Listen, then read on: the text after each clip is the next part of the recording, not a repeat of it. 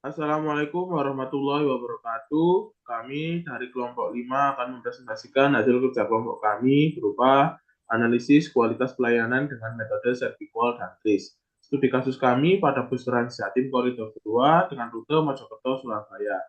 Sebelum itu, kami akan memperkenalkan diri terlebih dahulu, dimulai dari rekan saya yang bernama Novian. Saya persilahkan. Nama saya Novian Wahyu Wicaksono dengan NIM 1412300087. Perkenalkan, nama saya Abistam Maulana Rizkiansyah dengan NIM 1412300103. Perkenalkan, nama saya Abid Zaki Novan Ramadhani dengan NIM 1412300107. Perkenalkan, nama saya Doni Aji Saputra dengan NIM 1412300111.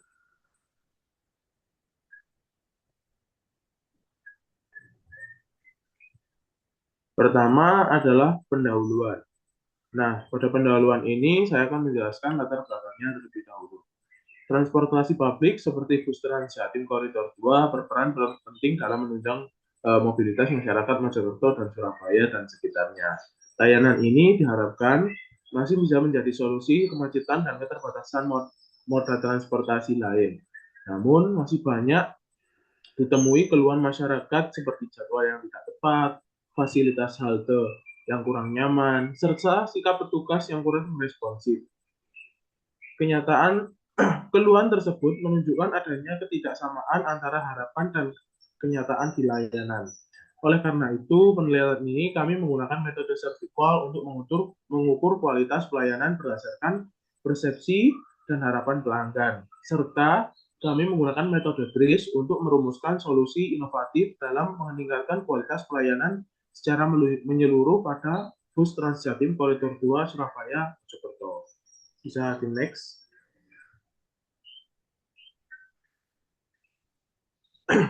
Di sini saya akan menjelaskan rumusan masalah dan tujuan penelitian. Yang pertama, rumusan masalah terlebih dahulu. Penelitian ini merumuskan beberapa masalah utama, yaitu tingkat kepuasan pengguna bus Trans Jatim Koridor 2 dengan menggunakan variabel dan gap yang negatif.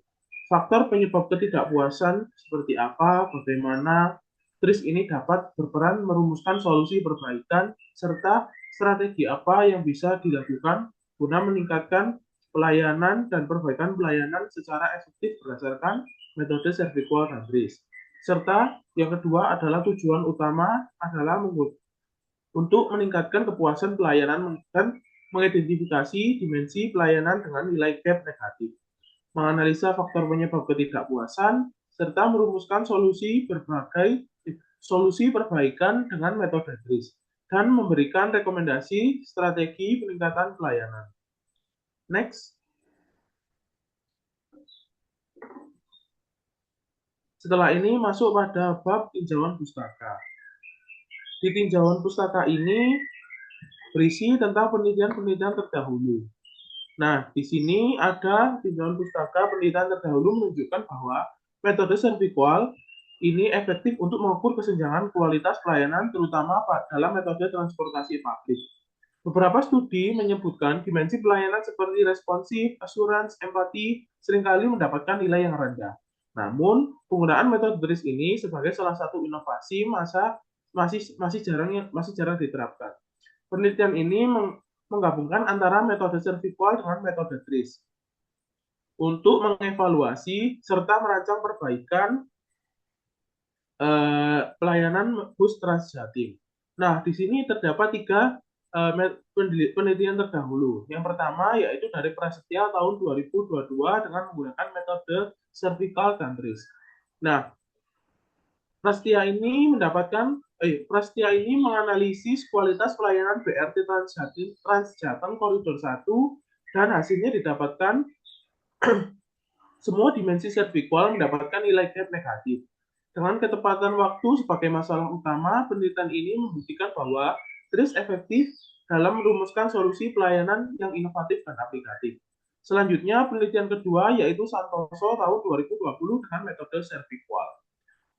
Mengevaluasi layanan transportasi umum di Surabaya dengan hasil responsif dan tangible adalah dimensi di mana nilai terendah. Meskipun solusinya masih terbatas, Pada rekomendasi umum, penelitian ini memberikan gambaran tentang kelemahan layanan dari sisi pengguna.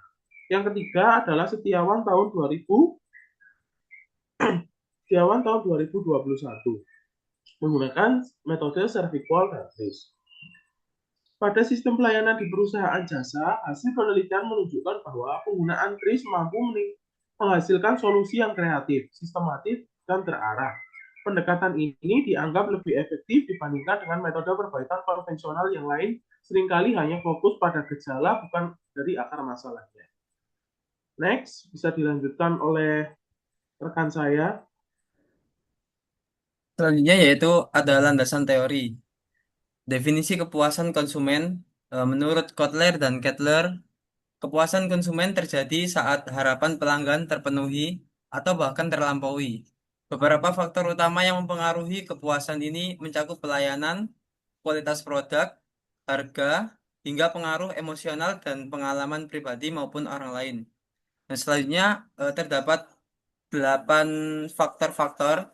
Yang pertama ada kualitas pelayanan. Kualitas pelayanan ini pelanggan akan merasa puas jika pelayanan yang diberikan sesuai dengan harapan mereka, terutama dalam layanan jasa. Yang kedua ada kualitas produk. Produk yang berkualitas tinggi itu akan membuat konsumen merasa pengorbanan mereka untuk membeli sepadan. Yang ketiga ada harga. Harga yang wajar dan sebanding dengan kualitas produk atau jasa akan meningkatkan rasa puas pelanggan. Yang keempat ada emosional. Kepuasan juga bisa muncul secara emosional, misalnya ketika konsumen merasa bangga menggunakan suatu merek. Yang kelima ada kemudahan. Konsumen juga lebih puas saat proses pembelian atau penggunaan produk terasa mudah, nyaman, dan efisien. Yang keenam ada pengalaman pribadi. Pengalaman konsumen sebelumnya sangat memengaruhi kepuasan mereka saat menggunakan produk atau layanan. Yang ketujuh ada pengalaman orang lain. Testimoni atau rekomendasi dari orang lain itu juga sangat mempengaruhi dan membentuk ekspektasi pelanggan sebelum menggunakan produk. Yang terakhir, yang pengalaman orang lain, promosi ini, promosi atau iklan ini juga meyakinkan dapat membangun harapan konsumen terhadap kualitas suatu produk atau jasa. Next. Selanjutnya ada konsep pengukuran kepuasan konsumen. Menurut Kotler pada penelitian tahun 1996, ada 4 metode untuk mengukur kepuasan pelanggan, yaitu melalui keluhan dan saran, ghost shopping, analisis pelanggan yang hilang, dan survei kepuasan. Setiap metode itu memberikan informasi penting untuk membantu perusahaan memahami pengalaman dan harapan konsumen, serta meningkatkan kualitas layanan secara berkelanjutan. 4 metode tersebut, yang pertama yaitu terdapat sistem keluhan dan saran. Media bagi pelanggan untuk menyampaikan kritik dan masukan, seperti kotak kotak saran atau layanan pelanggan. Yang kedua ada ghost shopping, menyewa pelanggan pura-pura untuk menilai langsung kualitas layanan dan produk secara objektif. Yang ketiga, analisis. Analisis pelanggan hilang.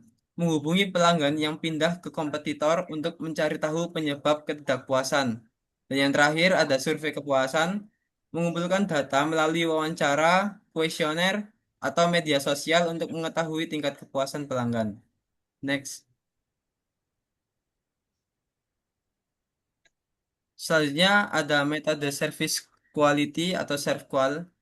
Metode metode ServQual ini dikembangkan oleh para Suraman, Zaitami, dan Berry pada penelitian tahun 1988 sebagai alat untuk mengukur kualitas pelayanan berdasarkan perbandingan antara harapan dan persepsi pelanggan.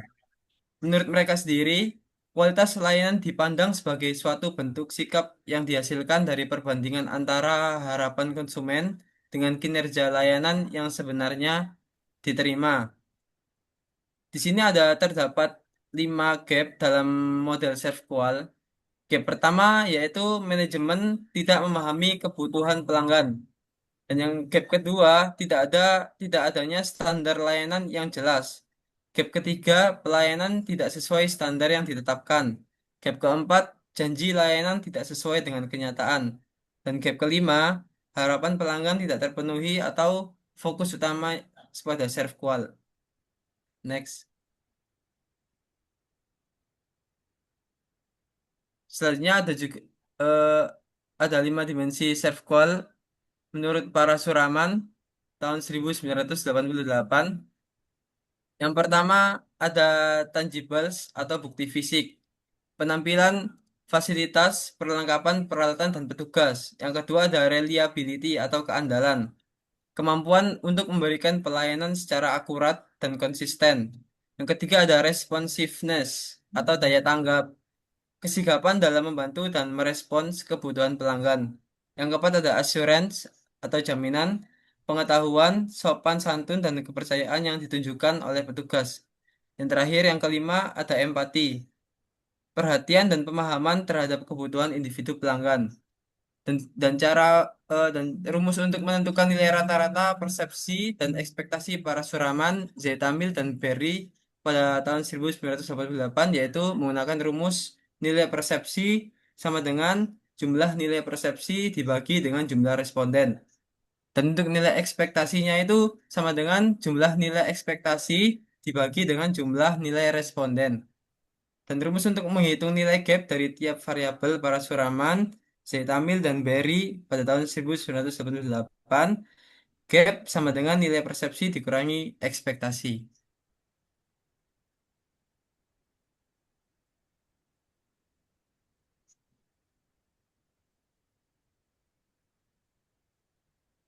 Oke, lanjut bagian kuesioner dan pengujian. Kuesioner saya mengambil dengan data alat pengumpulan data yaitu dengan kuesioner tertutup, yaitu jawaban yang sudah disediakan, kuesioner terbuka dengan bebas, responden bebas menjawab dengan kata-kata sendiri. Selanjutnya dengan pengambilan sampel, yang selanjutnya pengambilan sampel dengan rumus N adalah jumlah sampel sama dengan Z kuat Z pangkat 2 dibagi 4 MOE pangkat 2 yaitu margin of error.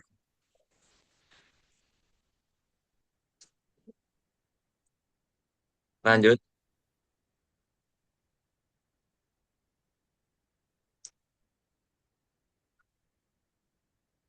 selanjutnya dalam segi kuesioner dan pengujian, yaitu ada skala pengukuran kuesioner yaitu digunakan untuk mengukur variabel dalam kuesioner dengan dua skala yaitu skala persepsi dan skala harapan. Skala persepsi yaitu dengan poin 1 sangat tidak memuaskan, 2 memuaskan, 3 cukup memuaskan, dan 4 memuaskan, 5 sangat memuaskan. Dan skala harapan dengan poin 1 sangat tidak penting, 2 tidak penting, 3 cukup penting, dan 4 penting, 5 sangat penting.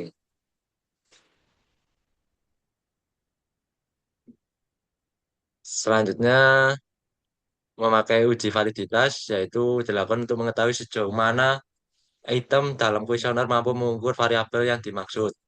Pengujian ini menggunakan SPSS dengan korelasi produk momen dan suatu item dikatakan valid jika nilai R hitung lebih besar dari R tabel. Selanjutnya memakai uji reliabilitas yaitu instrumen dinyatakan valid dilakukan uji reliabilitas untuk mengukur konsistensi hasil pengukuran. Uji ini juga menggunakan SPSS dengan perhitungan grand box alpha menurut Azwar Christina, yaitu instrumen dianggap reliable apabila nilai alpha lebih besar dari 0,60 yang menunjukkan bahwa alat ukur dapat dipercaya dan stabil jika digunakan secara berlangsung. Next.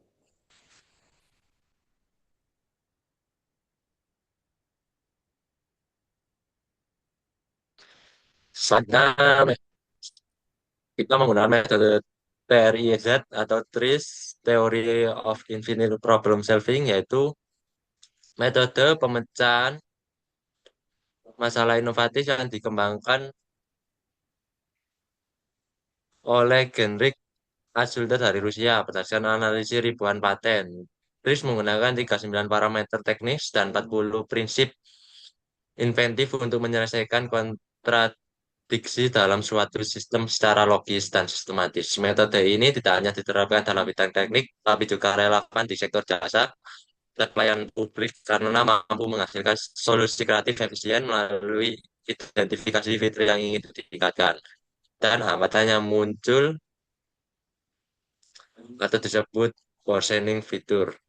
Langkah-langkah metode TRIS yaitu satu, menentukan solusi awal, yaitu berdasarkan GAP negatif dari hasil analisis serve goal.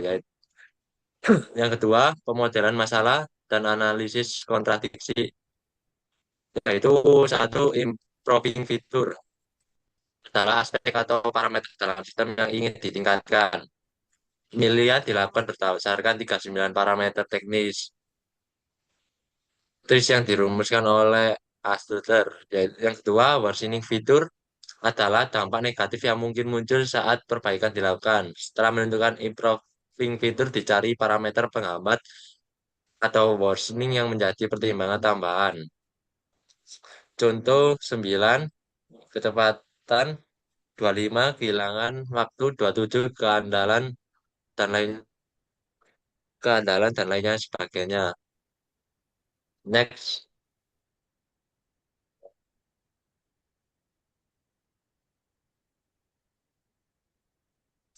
Yang ketiga yaitu eliminasi kontradiksi dalam TRIS, yaitu inventif prinsip dalam metode TRIS diperoleh dengan mencocokkan dua parameter dalam metrik kontradiksi, yaitu parameter yang ingin ditingkatkan dan parameter yang menjadi kendala atau berdampak negatif. Dari pertemuan kedua parameter ini dihasilkan sejumlah prinsip inventif yang kemudian digunakan sebagai dasar dalam merumuskan solusi perbaikan layanan secara sistematis dan inovatif.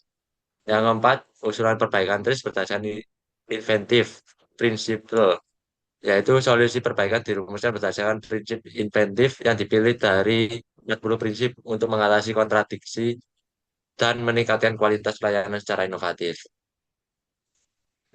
Yaitu ada Conrad for the inventive principle, yaitu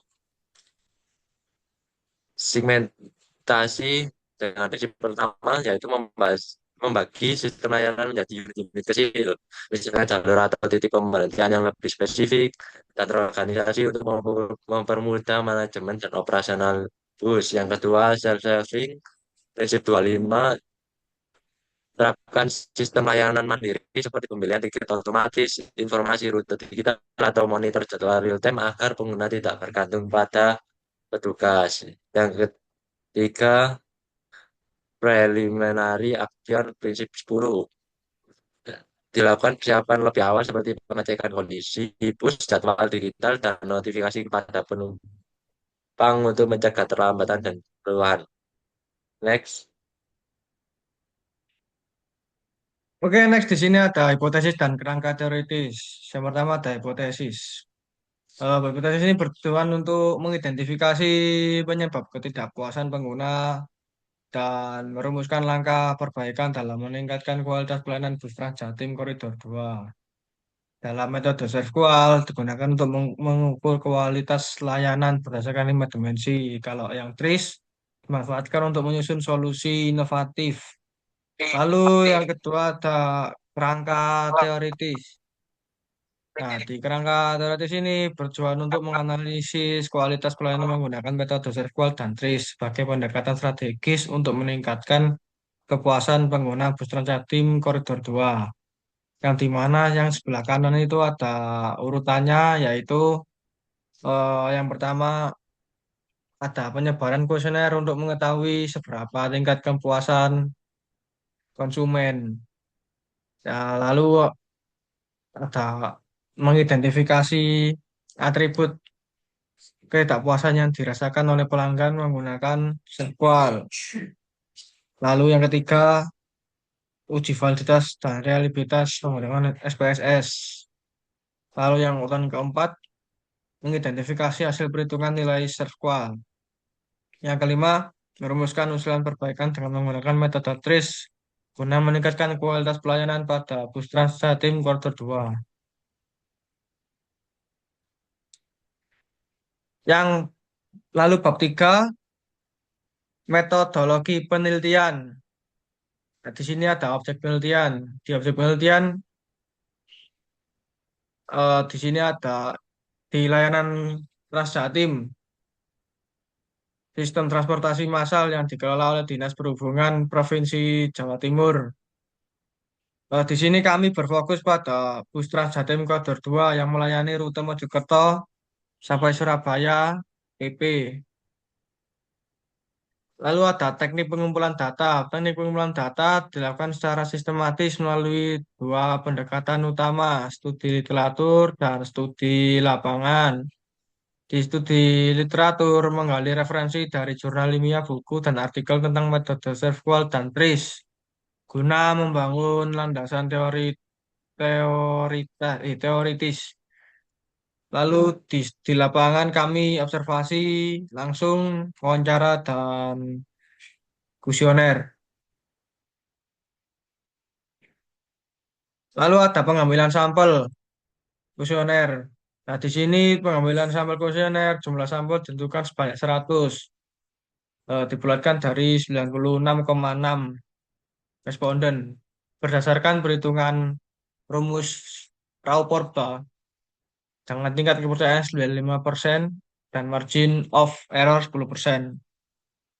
Responden adalah penumpang bus rapid BRT Trans Jatim Koridor 2. Lalu di sini ada pengujian hipotesa. Hipotesa ini bertujuan mengidentifikasi faktor penyebab ketidakpuasan dan mengevaluasi langkah perbaikan untuk meningkatkan kualitas layanan bus Trans Jatim Koridor 2. Lalu metode sirkualnya digunakan untuk mengukur kualitas berdasarkan 5 dimensi layanan. Sementara TRIS digunakan untuk merumuskan solusi inovatif. Ini ada bab 4, yakni pengolahan data dan analisa.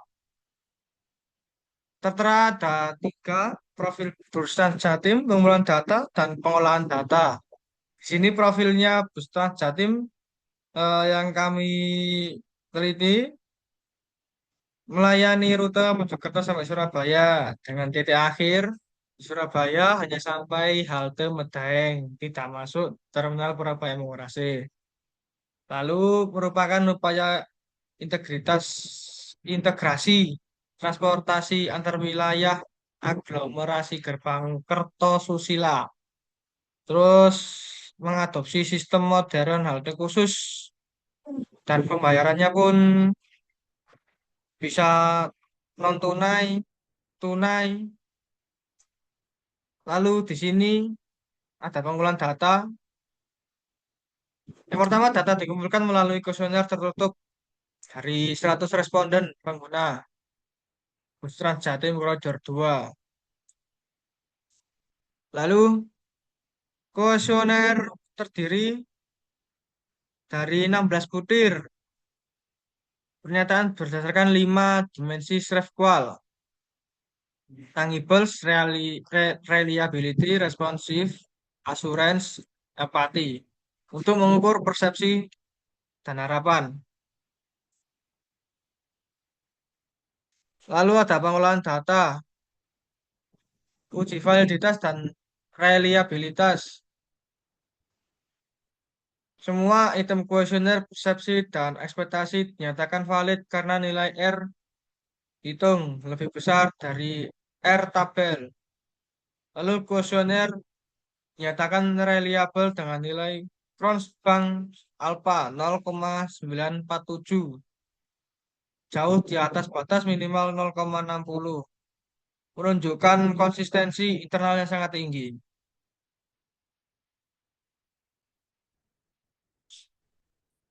Lalu ada variabel kuesioner. Di tangibles variabel 1 tersedianya clean service yang tanggap terhadap situasi. Variabel 2 tersedia penyebaran yang variasi. Variabel 3 tersedianya tempat khusus untuk disabilitas, wanita hamil, dan lansia. Variabel 4 kebersihan dan kerapian para petugas BRT.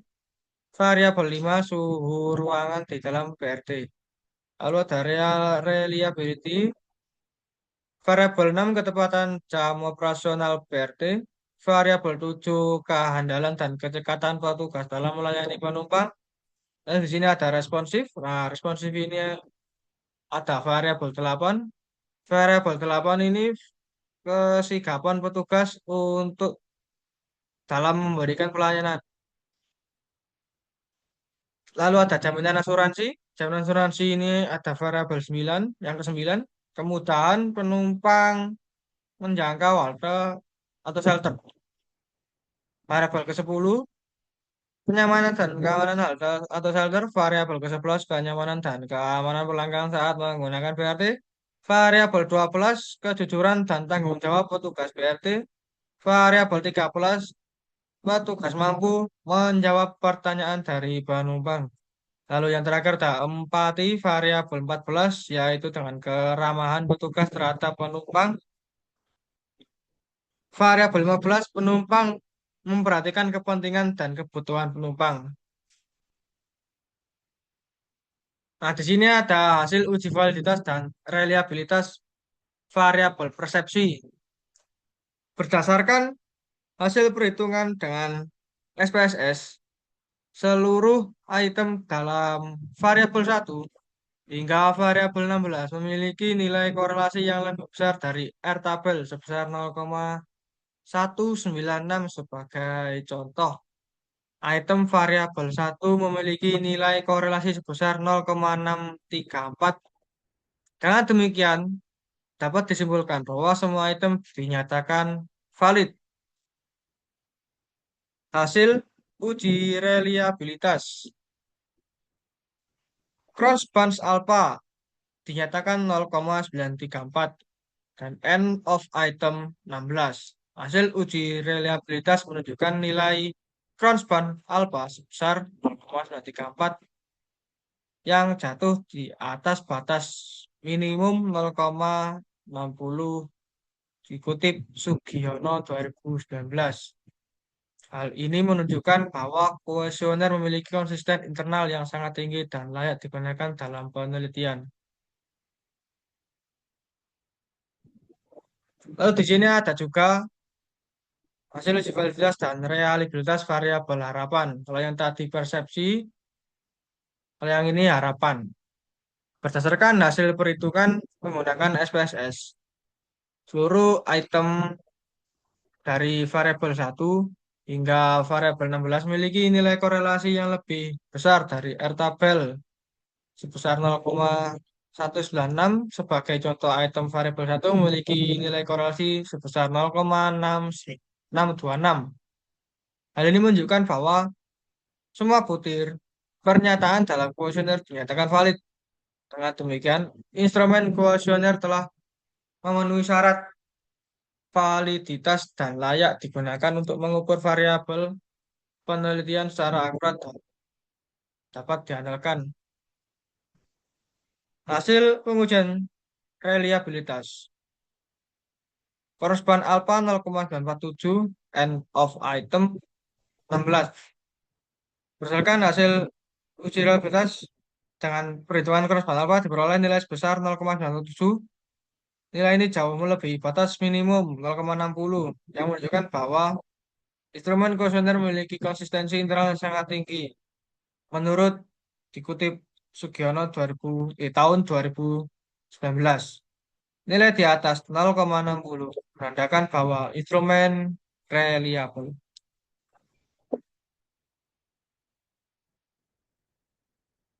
Nah, di sini ada perhitungan nilai persepsi dan harapan. Perhitungan nilai persepsi dari hasil perhitungan ini didapatkan nilai persepsi rata-ratanya adalah 0,18. Maka setelah rekapitulasi dari hasil perhitungan nilai rata-rata dari setiap variabel yang digunakan, tidak didapati bahwa seluruh indikator memiliki nilai persepsi di atas angka 3,90 pada skala Likert 1 sampai 5 yang menunjukkan bahwa pelanggan secara umum merasa puas terhadap pelayanan yang diberikan. Lalu ada perhitungan nilai harapan. Dari hasil perhitungan ini didapatkan nilai harapan rata-ratanya adalah 4,32. Maka setelah rekapitulasi dari hasil perhitungan nilai rata-rata dari setiap variabel yang digunakan, didapati bahwa seluruh indikator memiliki nilai harapan yang tinggi, yakni berkisar antara 4,12 hingga 4,40 pada skala Likert 1-5. Hal ini menunjukkan bahwa pelanggan memiliki ekspektasi yang besar terhadap kualitas pelayanan yang diberikan oleh penyelenggara layanan transportasi tersebut.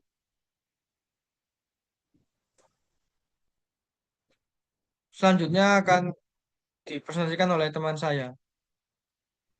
Selanjutnya adalah perhitungan nilai gap. Perhitungan nilai gap ini didapatkan dari hasil perhitungan nilai persepsi harapan pada perhitungan sebelumnya dibagi dengan 100 responden, didapatkan nilai bervariasi. Nilai persepsi pada variabel pertama adalah 4,18. Sedangkan nilai harapan pada variabel pertama didapatkan nilai 4,32. Nah, cara menghitungnya yaitu mengurangkan antara nilai persepsi dengan nilai harapan. Dari perhitungan semua variabel 16 variabel tersebut, didapatkan bahwa semua ke-16 variabel tersebut nilainya adalah negatif.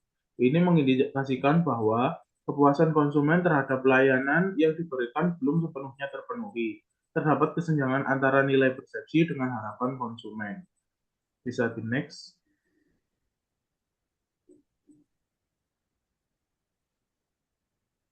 Selanjutnya adalah melakukan usulan perbaikan dengan metode GRIS. Berdasarkan hasil nilai servikual yang terdapat pada 16 variabel ini merupakan nilainya hasilnya adalah negatif semua. Jadi nilai servikual ini diambil dari nilai yang negatifnya terbesar. Nah, terdapat nilai negatif terbesar ini pada variabel ke-9, kemudahan menjangkau halte atau shelter. Selanjutnya adalah melakukan pemecahan solusi dengan tahapan pertama, yaitu solusi awal berdasarkan masalah yang dapat dilihat pada tabel di samping. Nah, tabel di samping ini merupakan hasil dari pengujian yang dilakukan pengurutan dari hasil nilai harapan. Bisa di next.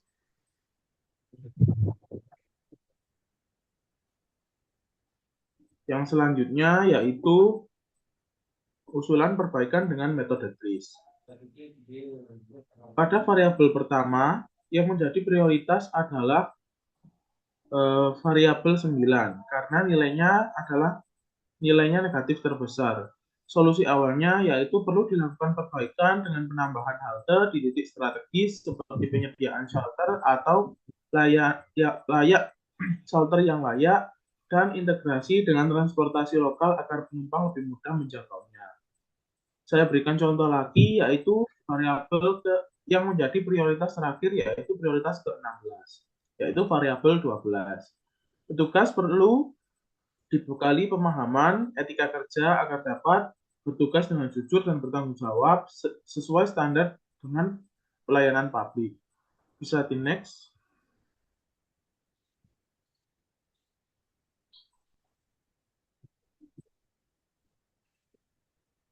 Nah, usulan perbaikan dengan metode GRIS ini terdapat yang tadi kan merupakan langkah pertama. Selanjutnya ini adalah langkah kedua, pemodelan masalah. Langkah kedua ini terdapat beberapa poin. Yang pertama adalah improving feature. Jadi, langkah awal dalam penerapan metode GRIS adalah dengan mengidentifikasi solusi yang diperoleh dari analisa kesenjangan pelayanan. Nah, prioritas pertama adalah variabel ke-9, yang berupa perlu dilakukan perbaikan dan penambahan halte di titik-titik strategis serta penyediaan shelter yang layak dan integrasi dengan transportasi lokal agar penumpang lebih mudah menjangkaunya. Parameter tekniknya adalah ease of operation, yang itu parameter teknik nomor 33 didapatkan dari 39 parameter tabel TRIS terdapat pada lampiran di laporan. Yang terakhir adalah parameter V12. Petugas perlu dibekali pemahaman etika kerja agar dapat bertugas dengan jujur dan bertanggung jawab sesuai standar pelayanan publik. Nah, ini merupakan parameter dari 39 parameter TRIS tadi, diambil dari landasan teori dan tinjauan pustaka. Didapatkan nilai parameter tekniknya adalah reliability dengan nomor 27. Pada slide selanjutnya akan dilanjutkan oleh rekan saya.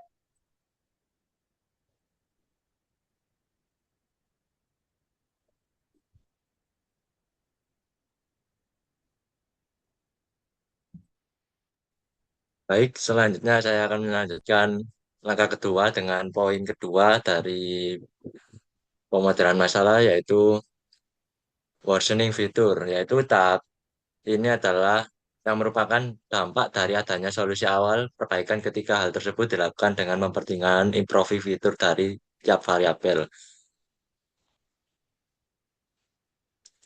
yaitu prioritas pertama dengan menggunakan variabel 9, yaitu solusi awalnya yaitu perlu dilakukan perbaikan dan penambahan halte di titik strategis, serta penyediaan shelter yang layak dan integrasi dengan transportasi lokal agar penumpang lebih mudah meningkatkan. Di variabel prioritas utama variabel 9 ini menggunakan parameter tekniknya yaitu quantity of subtract dengan tanda 26, dan prioritas terakhir yang prioritas 16 yaitu memakai variabel 12, yaitu petugas perlu dibekali pemahaman etika kerja agar dapat bertugas dengan jujur dan bertanggung jawab sesuai standar pelayanan publik, dengan parameter tekniknya yaitu kompleksiti 36. Lanjut.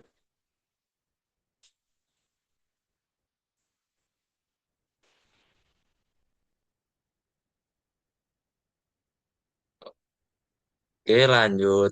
Langkah ketiga yaitu eliminasi kontradiksi berdasarkan metode TRIS. Langkah ini mencari prinsip-prinsip yang sesuai dalam menyelesaikan permasalahan yang ada berdasarkan 10 inventif Principles TRIS yang ditunjukkan pada tabel 2.4. Pada prioritas pertama yaitu F9 dengan improving fitur dan worsening fitur dengan angka 26 menghasilkan metrik kontradiksi nomor nomor 12,35. Matriks ini bisa dilihat dengan menggunakan web bernama TRIS 40. Berikut adalah hasil dari inventif prinsiples setiap kontradiksi.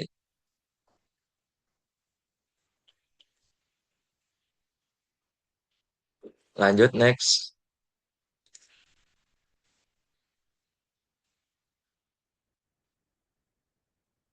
Yaitu lanjut langkah keempat, usulan solusi. Langkah terakhir dalam metode TRIS adalah menentukan solusi yang diperoleh dari eliminasi prinsip inventif yang muncul dari proses identifikasi kontradiksi teknis.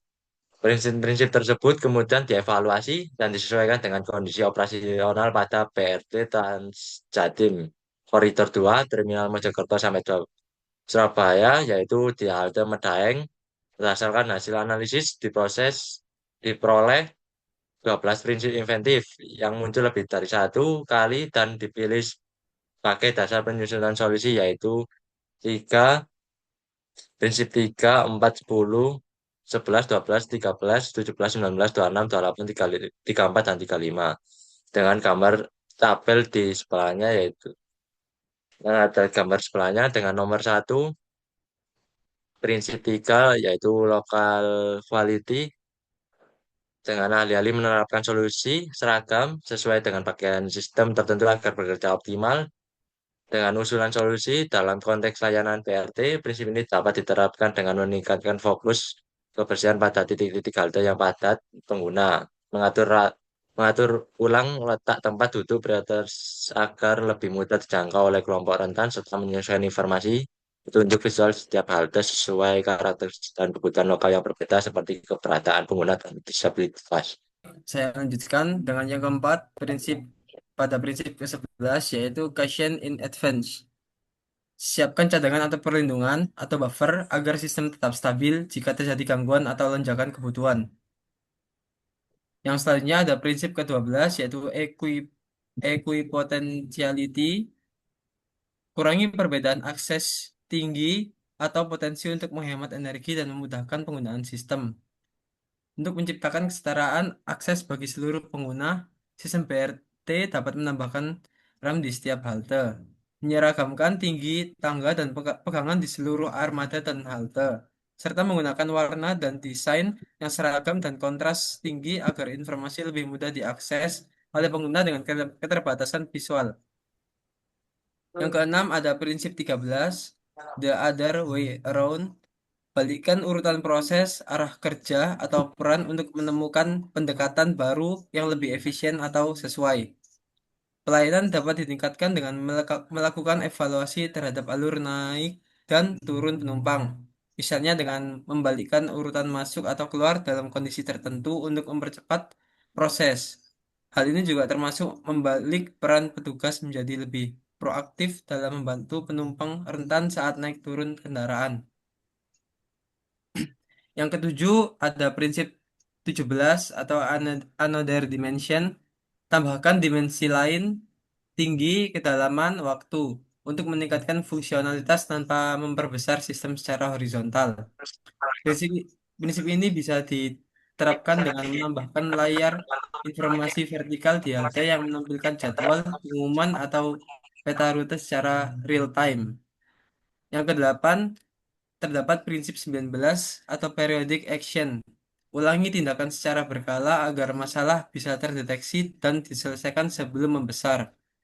Layanan BRT dapat mengadopsi sistem pembersihan secara berkala, misalnya setiap beberapa jam, serta memastikan adanya pengumuman rutin tentang keselamatan atau informasi penting lainnya.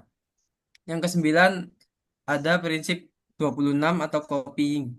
Gunakan model, tiruan, atau perwakilan untuk menggantikan objek asli guna efisiensi, edukasi, atau pengujian.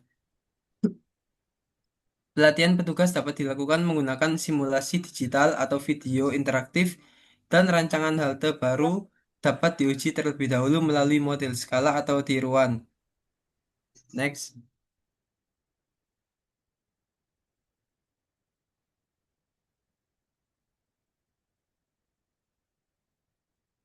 Yang ke-10 ada prinsip 28 atau mechanic substitution.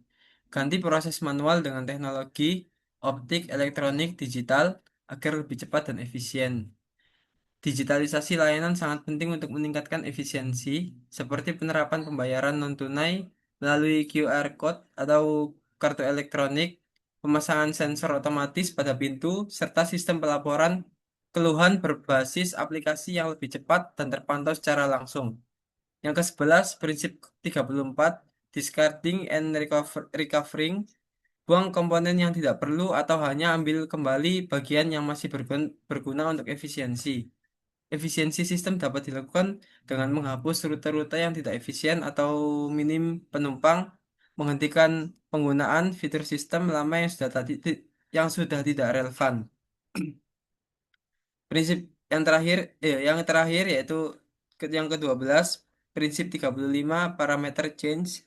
Ubah parameter sistem seperti ukuran, bentuk, suhu, kecepatan, atau jadwal untuk menyesuaikan kebutuhan. Beberapa parameter yang bisa diubah meliputi peningkatan kapasitas bus pada jam-jam sibuk, penambahan frekuensi keberangkatan saat akhir pekan, serta penyesuaian ukuran kursi atau pegangan tangan agar lebih ergonomis dan nyaman bagi pengguna dengan postur tubuh yang berbeda. Next. Yang selanjutnya yaitu ada pembuktian hipotesa. Dilakukan analisis terhadap 12 prinsip inventif TRIS yang terpilih. Prinsip 3, 4, 10, 11, 12, 13, 17, 19, 26, 28, 34, dan 35. Dan diselaraskan dengan kondisi di lapangan. Uji solusi menunjukkan bahwa usulan perbaikan dan berdasarkan prinsip TRIS dapat meningkatkan kualitas pelayanan. Contohnya, yang pertama, prinsip 3, optimal lokal. Penyesuaian ini penempatan petugas kebersihan di halte padat meningkatkan kenyamanan. Yang kedua, prinsip 4, ketidaksimetrian. Desain alur keluar masuk yang tidak simetris di halte padat. Misal, halte Mojokerto Terminal memperlancar mobilitas penumpang dan mengurangi antrian. Yang ketiga, prinsip 10, tindakan sebelum. Kesiapan petugas dan informasi rute atau perubahan layanan yang diumumkan lebih awal membantu memperlancar layanan. Yang keempat, prinsip 11 atau cadangan. Penyediaan penyediaan unit bus atau petugas cadangan di jam padat membantu menjaga kelancaran operasional. Yang kelima, prinsip 12, kesetaraan potensial. Penempatan alat operasional dan darurat di posisi yang mudah dijangkau petugas di setiap halte dan bus meningkat efisiensi. Yang keenam, prinsip 13, kebalikannya. Pengubahan alur pelaporan keluhan menjadi lebih proaktif atau QR code atau digital form.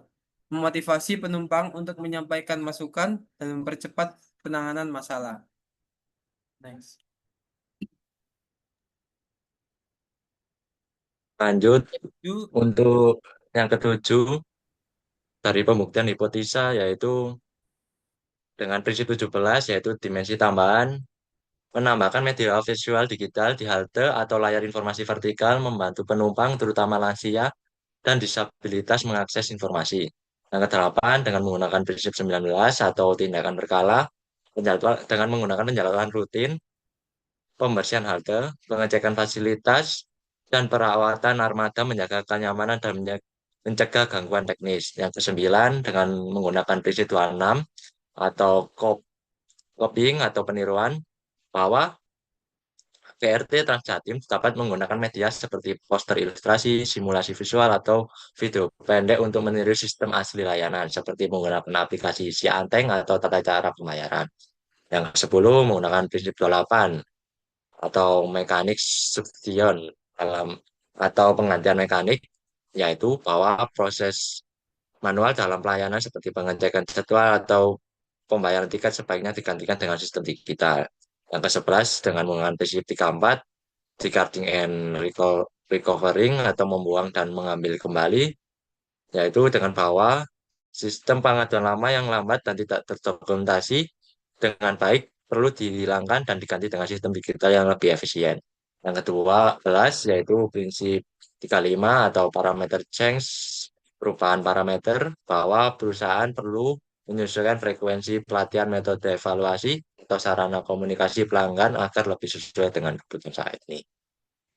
Next, di bab 5 kesimpulan dari penelitian ini bertujuan untuk menganalisis kualitas pelayanan bus Transjatim Koridor 2, yaitu Mojokerto sampai Surabaya dengan menggunakan metode self-qual dan TRIS melalui pendekatan self-qual, yaitu penelitian ini mengevaluasi persepsi dan harapan pelanggan terhadap 5 dimensi pelayanan, yaitu timeliness, reliability, responsiveness, asuransi, dan empati. Dari hasil pengolahan data terhadap 100 responden ini diketahui bahwa semua variabel pelayanan memiliki nilai GAP negatif. Artinya rata-rata persepsi pelanggan terhadap pelayanan yang diterima masih berada di bawah harapan mereka. Secara kuantitatif, nilai rata-rata persepsi adalah 4,18. Sedangkan nilai rata-rata harapan adalah 4,32. Sehingga diperoleh GAP rata-rata sebesar minus 0,14. Hal ini menunjukkan bahwa pelanggan merasa pelayanan belum sepenuhnya memuaskan. Variabel dengan GAP terbesar adalah akses ke halte F9 yaitu dengan nilai minus 0,27 diikuti oleh perhatian petugas dengan variabel 15 sebesar minus 0,21 dan pelayanan kenyamanan halte dengan variabel 10 sebesar minus 0,20. Variabel ini menjadikan indikator utama yang menunjukkan titik-titik kelemahan dalam pelayanan Transjatim. Mayoritas masalah berkaitan dengan fasilitas fisik dan kualitas interaksi petugas di lapangan. Untuk merancang solusi yang sistematis, penelitian ini menggunakan metode TRIS. Metode ini digunakan untuk memetakan kontradiksi antara keinginan meningkatkan kualitas layanan dan keterbatasan sumber daya. Beberapa prinsip TRIS yang digunakan antara lain yaitu segmentasi, preliminary action, feedback, dan mekanik substitution, dan parameter change. Penerapannya meliputi penambatan akses, pedestrian, dan papan penunjuk di halte. pelatihan petugas secara berkala, menggunakan QR kode untuk pengaduan pelanggan, serta pengembangan aplikasi pelayak bus secara real time dengan menggabungkan pendekatan sirkular dan tris. Penelitian ini mampu mengidentifikasi kelemahan layanan dan menawarkan solusi yang konkret dan aplikatif. Hasil dari penelitian ini diharapkan dapat menjadi dasar dalam pengambilan kebijakan peningkatan kualitas pelayanan bus Transjatim yang lebih baik dan berorientasi pada kepuasan pelanggan. Baik, ini adalah lampiran dari dari data-data kemarin, dokumentasi kemarin.